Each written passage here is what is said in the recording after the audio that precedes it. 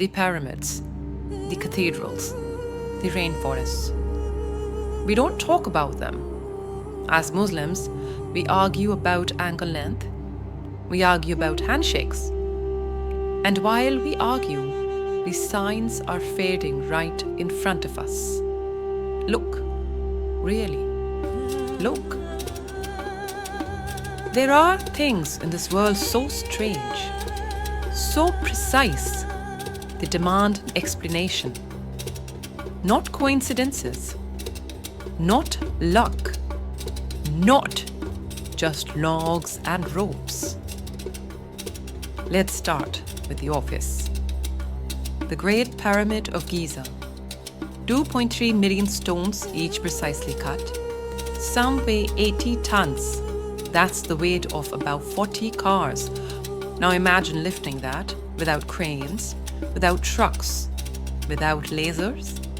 And yet they've placed them with micron-level precision. The entire pyramid is aligned perfectly with true north. Oh, and the underground? They've found hidden chambers, electromagnetic anomalies, and maybe even a kind of energy field. Mainstream says it was built with logs and rope. Do you believe that? Notre Dame de Paris. Supposedly started in 1163, finished in 1345. But where are the construction records? Where are the plans? Perfect symmetry, angels carved so finely you can see their facial expressions. Vaulted ceilings so precise that sound echoes in sacred patterns. Made with chisels and scaffolding. Please. Kailash Temple, India. Carved downward from a single mountain of stone. Not built. Excavated. From the top down. No blueprints, no second chances. The precision down to millimeters. It would take us decades with laser tools today. And even then we'll mess it up. They say villagers did this with iron picks. Cologne Cathedral. Construction began in 1248 and wasn't fully completed until 1880. That's over 600 years. Its twin spires rise 515 feet. Taller than most skyscrapers, were built before the 20th century. Built with no modern cranes, no steel skeleton, just stone, mortar, and sheer human will. The stained glass windows, some panels are so intricate, they'd be almost impossible to replicate today by hand. Perfect symmetry, precise geometry achieved without laser measurements or anything. Mainstream says it was done with chisels, pulleys, and carts, pulled by horses. Yeah, right. Göbekli Tepe, Turkey. 12,000 years old minimum. Massive T-shaped pillars with etched symbols. It was deliberately buried. Who buried it? And why? The Amazon rainforest. You know what no one talks about? The soil. There's a special black soil in Amazon called terra preta.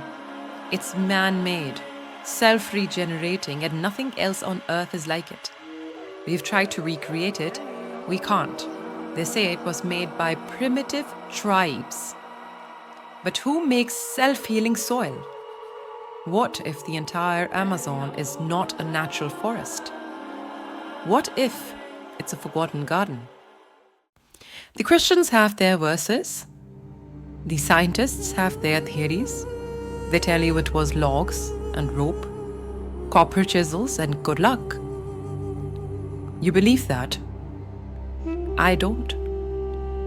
But we have the one book that hasn't changed in 1400 years, and it's been telling us the truth the whole time. So what does our book say? The only book that has never changed. Let me show you. Have they not travelled through the land and seen what was the end of those before them? They were greater than them in strength, and they cultivated the earth and populated it more than they have. Allah is saying, there were people before you, stronger than you, smarter than you, and I destroyed them. We opened the gates of heaven with pouring rain and caused the earth to gush forth with springs, so the waters met for a matter already predestined. That's not just a flood, that's a mud flood.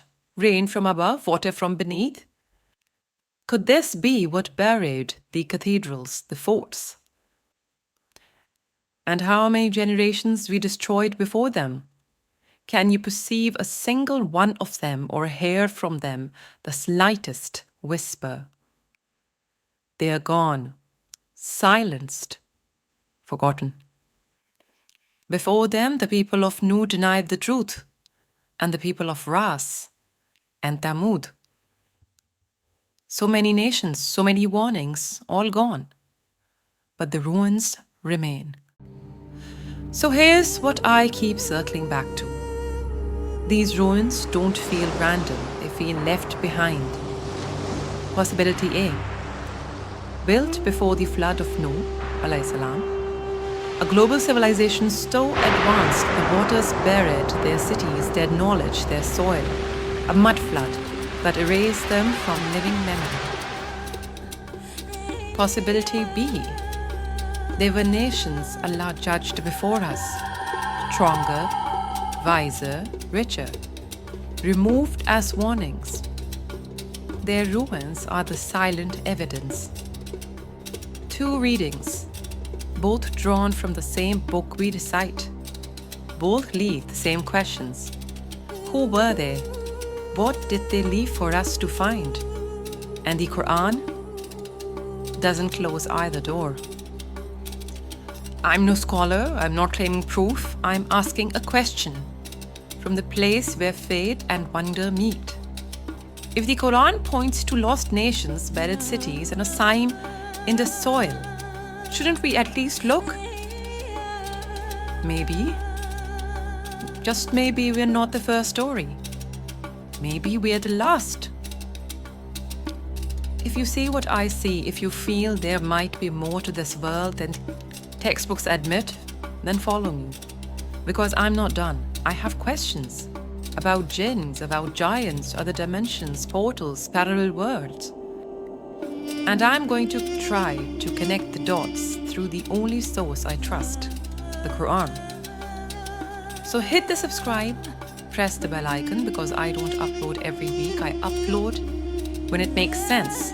Until then, let's try to see the magnificent and mysterious world through the lens of the Word of God. You are watching After the Dusk.